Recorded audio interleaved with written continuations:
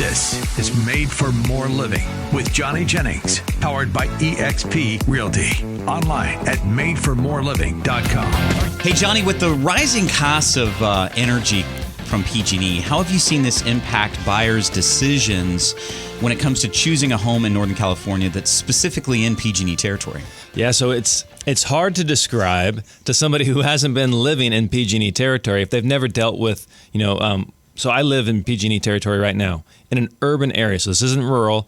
And I was sitting outside smoking a cigar, working. My laptop was plugged in. And all of a sudden, it's a beautiful day. There's no storms. There's no wind. There's no reason for the power to go out. And then all of a sudden, my laptop stops charging and the whole house is dead. Everything is out. I'm like, what in the world? And I hop on my phone, and there's an outage. There's your text message from PG&E going, hey, we see you've been impacted by an outage. Well, I got it about 30 minutes later, but I was like Googling on PG&E. But yeah, so for people who haven't experienced that, they're like, man, that doesn't sound real. That sounds more like third world. That doesn't sound like the America I grew up in. It sounds like fake news. But then when you move there and you're like, oh my gosh, this is totally real. Or if there's a storm, I have another buddy who lives in it's not super rural, but it's not like suburbia. And he was without power for 4 or 5 days. Yes. And he just, thank goodness he had a backup system. But if he hadn't had that, many of his neighbors, their food went bad. They were staying in hotels. They were visiting friends and family in the area because Roseville Electric was cranking away. SMUD was okay, but he wasn't, So. Yeah, I think in PG&E territory, I also live in PG&E territory, and if you're not losing power 10, 15 times in a year for various lengths of time, we just had another outage the other day, thankfully this time because they were pre-planned, they were replacing a pole, but it just seems very, archaic and old. And that's part of the grid problem that PG&E has. Yeah. That's part of the reason that they're spending so much money. But so are you seeing homeowners ask more about solar options? I mean, like energy costs are now more of a significant factor in home ownership expense than they've ever been, rivaling property taxes and home insurance and stuff like that. So definitely homeowners are asking about it if they're aware of the issue. If they're not, it's, in my opinion, it's a realtor's obligation to inform their client. Hey, just so you're aware, if you can see Roseville, you could toss your electrical extension cord and you could plug into your neighbor's house, but just because you're close doesn't mean your utilities are going to be the same. So you need to be aware of the difference because it is a stark difference. One example would be we had a friend who was shopping, and they were looking in the Roseville area, Roseville, Granite Bay, and they ended up buying in Roseville. Their utility bill ended up being $300 a month. Model match home, a couple streets over in PG&E territory, $1,200 a month. That's a $900 a month swing right now. It's not. And is that going to get better or worse with time? Yeah, it's been getting worse, and so. It's definitely something buyers are aware of, and sellers need to be aware of it too, that, hey, whether or not you have solar, that's going to impact the desirability of your home. So would it be fair to say that $900 difference is massive? Yeah. Would it be fair to say that if a buyer of a home in PG&E territory also lives in PG&E territory, that they're probably very aware of the issue? Saying it differently, somebody coming from Roseville Electric, selling a house in Roseville, buying a house in PG&E territory, they may not assign as much value to solar as somebody that has lived in PG&E territory, paid those $1,200 bills, and now is looking for some form of mitigation in the new home. Absolutely. If they're living in PG&E territory, they're probably shopping houses with solar. Or they're wanting a discount on the house that does not have solar because they know what's going to happen. They've been living it. And what we're seeing too is solar's become way more prevalent than even in the last 3 to 4 years. Very builders are now obviously required to install solar, but to move their properties, they're providing paid for owned solar systems as incentives to people purchasing homes. And so if you are, and that's your competition.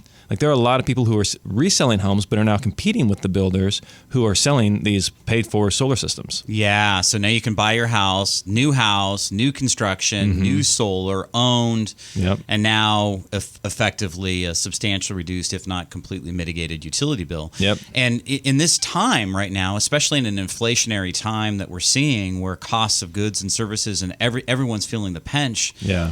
Property taxes high, insurance. Fire hazard insurance, which tends to go hand in hand with PG&E territory. With PG&E, and they're the biggest reason why, because it's their fires and equipment that sparked those fires that created the devastation, causing property taxes. I say to people all the time, it's not just the utility bill that PG&E is affecting; they're also affecting your housing insurance as well, and hazard insurance for fire coverage. Yeah, there's so many people that are looking to move because just the fire insurance has become unsustainable for their families. It's pricing. What's happening is people are being priced out of their own homes or having to make the concession of living more like Amish folks live without electricity. I talk to people all the time that are sacrificing lifestyle because they can't afford the utility bill. They're calling it energy poverty. When you can't spend the money necessary to be comfortable in your own home because of the expense of the energy costs. Yeah. I mean, I grew up like that, right? Like I remember mom and dad saying, hey, turn the AC off. You can only run during peak hours.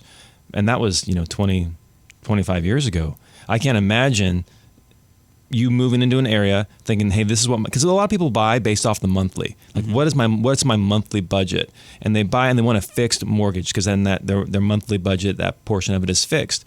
But now there's been two main variables that have changed: one, utilities, and two, homeowners insurance. And so that has just impacted people's budgets significantly. And so now they had it down to where they could live comfortably and not live in energy poverty. But now they're being forced to pull that lever in order to make ends meet. Yeah, it's really unfortunate. Do you believe, Johnny, that homes with solar energy and battery systems are becoming more desirable in the current market? Specifically, homes with solar and batteries. How are people viewing solar only versus solar with batteries? Yeah, so it's definitely solar, and we're starting to see a trend towards batteries. It depends on where you're living. If you're living in more of an urban area, then batteries can get you by. But if you're living in the foothills, then people are, in my opinion, it's not an option. You need a generator. Even if it's something you pick up at Harbor Freight, or if you get a Generac system installed, you need a generator. Yeah, I think the best current guidance that I can give on an all-weather energy system is solar primary, batteries secondary, generator third. Yep. That way, if you've got, for example, in the wintertime, if you've got a multi-day outage because of a massive inclement, weather event, that now you've got solar with battery backup. Because what a lot of people don't realize about batteries is batteries are a darkness bridge. They bridge, they store all the energy, the excess energy that the solar system creates throughout the day, to then bridge sundown with sun up. And so they'll push energy into the home overnight. But a lot of people don't realize that, generally speaking, there's 8-10 hours of stored energy there. It's not multiple days worth of stored energy. So to your point, if you're in a rural area, in the mountains, in the foothills, susceptible to power loss frequently and or inclement weather challenges, then I think battery backup is a big selling point. And we're starting to see that more with people that have electric vehicles as well. Oh my gosh, yeah. Talk about, you're saving on gas, but then you plug into PG&E, it's like, oh my goodness. You see that, you get those nasty, what is it, energy shaming when you get the bill from PG&E? The worst now is if you sign up for their text messages and they'll start texting you halfway through the month. Well, you're way out of whack here compared to your neighbors. And it's energy shaming. Totally. We're going to coin that term. All right. Here's another question for you. Value addition, adding value with solar. It's often said that solar adds value to a home.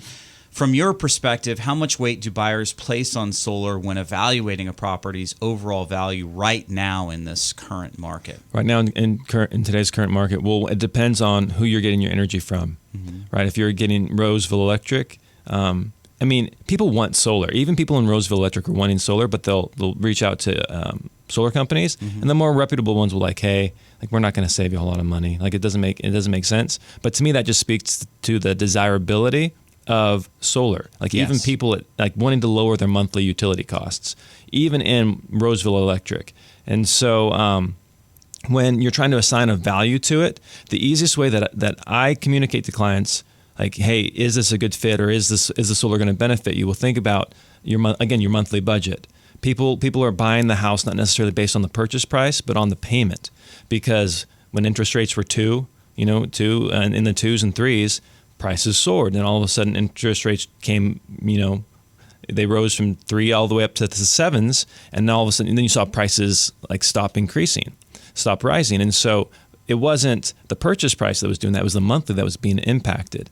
And so, if you are determining, hey, how much value is my solar system going to add to my home, how much is that impacting that person's monthly budget? Are you saving them $100, $300, $900? Well, now that's something tangible that person can hold on to and understand. And that's right now. Yes, the system, and you understand this better than I do, but the system will degrade over time, but also energy costs are going up over time. Yes. 100%. And so does that help? Yeah, no, I get what you're saying, and it does definitely help. I do think it does matter. So prioritization-wise, for the benefit of our audience, okay, let's think of it this way. If PG&E is $100, okay, in cost, let's say it's $100.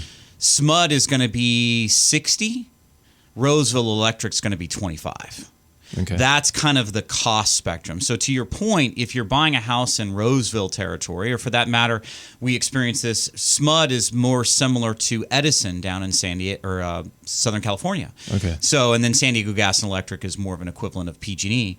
So I do think it does matter what area somebody's looking at and what their personal experience has been with the utility that they pay now as to the value that they may or may not assign. Yep. And additionally, somebody that's already benefited or had the exposure to solar, I think is much more willing to want or desire a solar home Absolutely. themselves.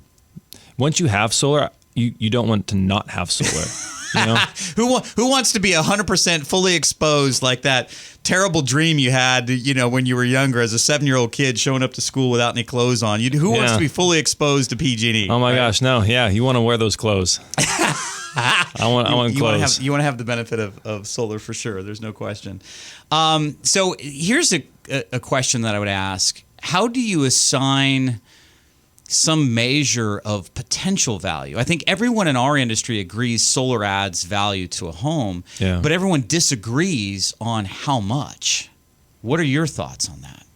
So it's a fluid thing, because again, we're talking about different areas. So PG&E, Roseville, SMUD, depending on where you're living in the state, that's going to assign a different value. And then what the future holds also depends on what those companies do. But what I compare solar to, like my wife, she's a real estate broker as well. We were just talking about this. And a lot of flippers, when they're flipping a home, if there is no central heating and air, like say it's an older home, they're without a doubt, I don't know any flipper that will not, that skips installing central heating and air. Solar is becoming the new central heating and air, like the new AC system. Once you have AC in your house or in your car, you don't want to have a car that doesn't have AC or a home that doesn't have AC. Once you have solar, you don't want to not have solar, and that trend is rising exponentially. And so as far as it impacting value and desirability down the road, to me it's just you're seeing this hockey stick effect of houses with solar are being left in the dust, and houses with solar there's a massive interest in those homes. Yeah, I do think I do think where somebody lives and their prior experience does play a role in that. And then in the next segment, I want to talk about some statistics that we've seen from both Zillow and some other research I've done on Home Value Addition. We'll look at that. You're smiling about the Zillow one.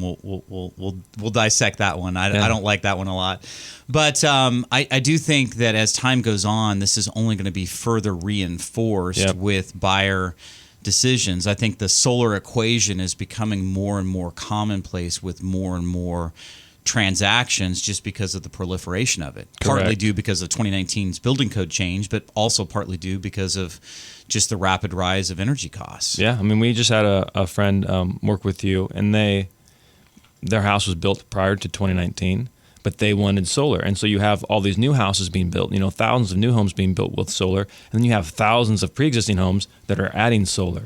it's just a matter of time before nearly everybody has it. Yeah, no, 100% agree with that. Awesome. This has been illuminating. So, Mike, listen to this. One of our listeners, Sabrina, she wanted to sell her home, but she didn't want to go through all the processes of open houses and dealing with different offers and negotiations. Oh, yeah. She just wanted a cash offer, bam, and be done with it. So, who did she call? Of course, Johnny Jennings with the Tom Daves team and Made for More Realty. They brought her a dream offer. She accepted it, was even able to stay in her home after closing so she could make a smooth move to her next house, which Johnny Jennings helped her buy. Expect more, get more with Johnny Jennings and the Tom Daves team at Made for More Realty. Just Google Made for More Realty today and get more for your home. License number 581837.